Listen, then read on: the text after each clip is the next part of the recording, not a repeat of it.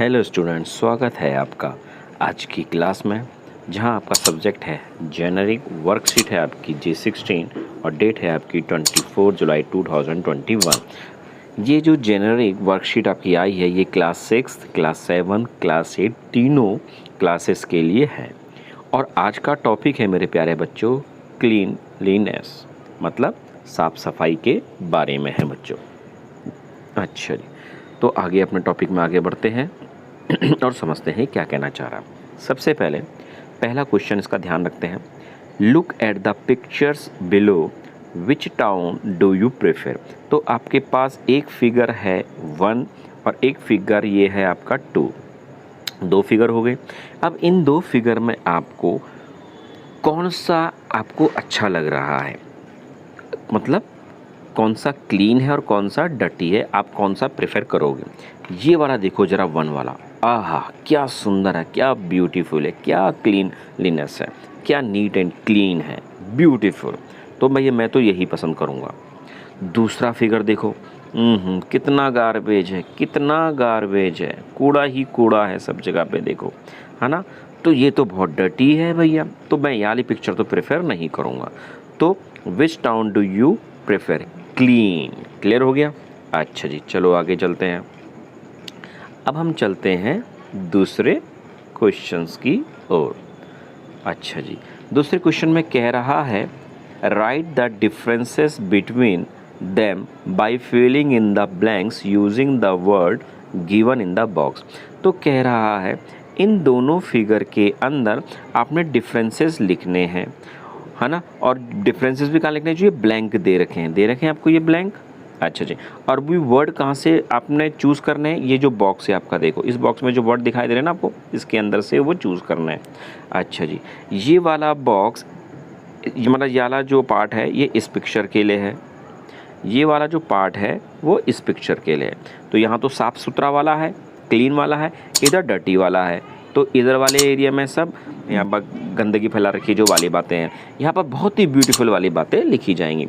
तो चलो इसको हम आगे करते हैं सॉल्व जरा।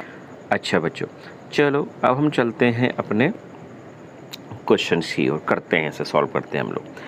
तो यहाँ पहले मैं लिख देता हूँ, इस फिगर के बारे में स्टार्ट कर रहे हैं, इस पिक्चर के बारे में स्टार्ट कर रहे हैं। मैं जो ब्लैंक है ना, ब्लैंक में मैं लिख देता हूँ जरा सा 1 2 3 एंड ये 4। तो सबसे पहले ये टाउन कैसा लग रहा है आपको, this is blank town, this is a beautiful town. देखो ब्यूटीफुल यहाँ पर लिखा हुआ है, तो ये आ गया ब्यूटीफुल नंबर 1 पर। द सराउंडिंग्स आर, एकदम साफ सुथरा है, नीट एंड क्लीन, है ना। The surroundings are neat and clean. तो दूसरे नंबर में तो आ गया नीट, और तीसरे नंबर पर क्या आ गया आपका क्लीन, साफ है ना। People use blank to keep the surroundings clean. People use करते हैं सराउंडिंग को साफ करने के लिए, क्या यूज़ करते होंगे वो। देखो यहाँ पर डस्टबिन आपको दिखाई दे रहा है, एक गोल सर्कल में देखो ये दिखाया जा रहा है डस्टबिन, तो वो क्या यूज़ करते हैं, डस्टबिन। तो ये है भैया हमारा डस्टबिन, 4 नंबर, है ना। People use dustbin to keep the surroundings clean, तो वो डस्टबिन को यूज़ करते हैं ताकि सराउंडिंग हमारा क्या रहे, साफ सुथरा बना रहे बच्चों। क्लियर हो गया। अच्छा जी, अब बात आती है इस सेकंड नंबर फिगर की। तो इस सेकंड नंबर फिगर को पूरा करने के लिए पहले हम जरा सा जो हमने कर लिया है 1 2 3 4 वाला, इसको मिटा देते हैं। आप लोगों ने कर लिया होगा। चलो जी, अब इसको सॉल्व करते हैं। अब इसको हम बोल देते हैं A, इसे हम बोल देते हैं B, इसे बोल देते हैं C, और इसे बोल देते हैं हम लोग D। क्लियर हो गया। पहले दिस टाउन लुक्स वेरी, ये कैसा दिखाई दे रहा है आपको। अच्छा, जो जो हमने यूज़ कर लिया पहले उसको हटा देते हैं ना। हमने भी क्लीन यूज़ कर लिया था, हमने ब्यूटीफुल यूज़ कर लिया था, हमने नीट यूज़ कर लिया था, हमने डस्टबिन भी यूज़ कर लिया। तो अब हमारे पास टोटल ये 4 वर्ड हैं, डर्टी, थ्रो, डू नॉट और गार्बेज। तो दिस टाउन, अब करते हैं सॉल्व इसे। This town looks very dirty, dirty use हो रहा है ना, ये देखो तो डर्टी है भाई, बहुत ही गंदा लग रहा है। दूसरा, there is dash all around the place, मतलब यहाँ सब जगह देखो क्या फैली हुई है, कूड़ा करकट फैला हुआ है। क्या फैला हुआ है, कूड़ा करकट, मतलब गार्बेज फैला हुआ है। तो there is garbage all around the place, तो गार्बेज मतलब कूड़ा करकट होता है, गार्बेज सब जगह फैला हुआ है। पीपल डू नॉट यूज़, तीसरे सी पर क्या आएगा, do not use the dustbin, वो डस्टबिन यूज़ ही नहीं करते हैं। To throw the garbage, garbage को फेंकने के लिए, तो यहाँ पर क्या यूज़ होगा, डी। बस हो गया हमारा सवाल ख़त्म, दूसरा वाला। चलो जी अब आगे चलते हैं मेरे बच्चों। अब हम चलते हैं अपने तीसरे क्वेश्चंस की ओर।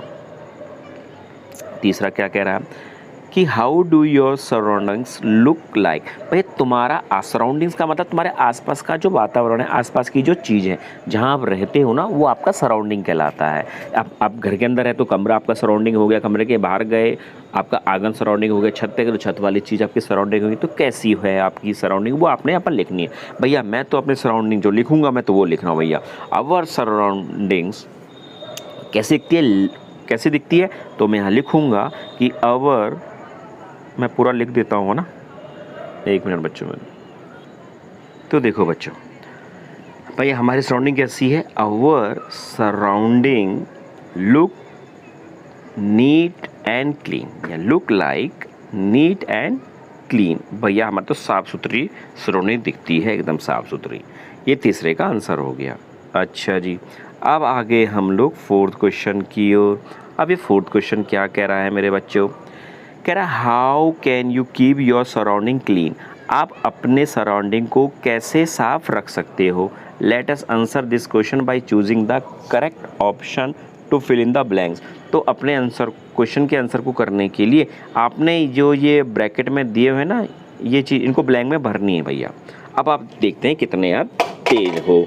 चलो जी हम करते हैं अब अपना क्वेश्चन। पहला क्वेश्चन हम लोग लेकर चल रहे हैं। पहला क्वेश्चन है all of us like to live in, हम कैसे वातावरण में रहना चाहेंगे, डर्टी की क्लीन। तो भैया मैं तो क्लीन में रहना चाहूँगा।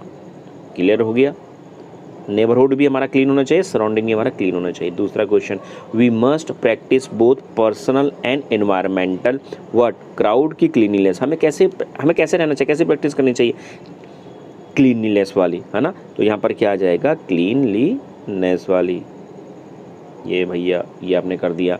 तीसरा दिस विल हेल्प, आगे कर दूं जरा सा। तीसरा this will help us to live, तो ये हमारी क्या करेगा, सहायता करेगा रहने के लिए। कैसी लाइफ, हेल्दी लाइफ के लिए। कैसी लाइफ के लिए, हेल्दी लाइफ, स्वस्थ लाइफ के लिए। भाई इन्वायरमेंट साफ होगा तो हमारी हेल्दी लाइफ रहेगी। चौथा भैया वेस्ट और garbage be thrown everywhere but only in dustbin, तो वेस्ट और गार्बेज को कहीं भी नहीं फेंकना चाहिए, केवल कहाँ फेंकना चाहिए, डस्टबिन में। तो क्या आएगा, शुड नॉट, नहीं फेंकना चाहिए कहीं पर भी, शुड नॉट। पांचवा आ रहा है कि collecting garbage all over the place, sorry कि कलेक्टिंग लिखना है या थ्रोइंग लिखना है, और यहाँ ब्यूटीफुल लिखना है या पॉल्यूट। तो सिंपल सी चीज़ है जो throwing garbage all over the place, अगर गार्बेज को हर जगह फेंकते रहोगे तो it will pollute the environment. तो यहाँ पर क्या आ जाएगा, पॉल्यूट। इधर लिख देंगे आप, दोबारा से बता दूँ मैं आपको, यहाँ पर लिखोगे आप लोग थ्रोइंग और इधर लिखोगे आप पॉल्यूट। क्लियर हो गया। अच्छा जी नेक्स्ट आपका आ गया sixth question, controlling the use of. अब यूज़, किसका यूज़ कंट्रोल करना है आपने, पेपर का कि प्लास्टिक का। भाई जाहिर सी बात हम किसका यूज़ कंट्रोल करेंगे, प्लास्टिक का। तो इसके यूज़ को कंट्रोल करना है, ज़्यादा से ज़्यादा यूज़ नहीं करना है ना। तो control the use of plastic bags will help to keep our surrounding clean, जिसकी वजह से हमारा वातावरण कैसा रहेगा, साफ रहेगा। चलो जी बच्चों आगे बढ़ते हैं। अच्छा जी अब हम पहुँचे हैं अपने 7th की तरफ। One should use recycled and eco friendly products. Eco friendly products आएगा यहाँ पर, लाइक पेपर और jute bags instead of plastic one. तो हम सबको रिसाइकल करना चाहिए और इको फ्रेंडली प्रोडक्ट्स को क्या करना चाहिए, यूज़ करना चाहिए।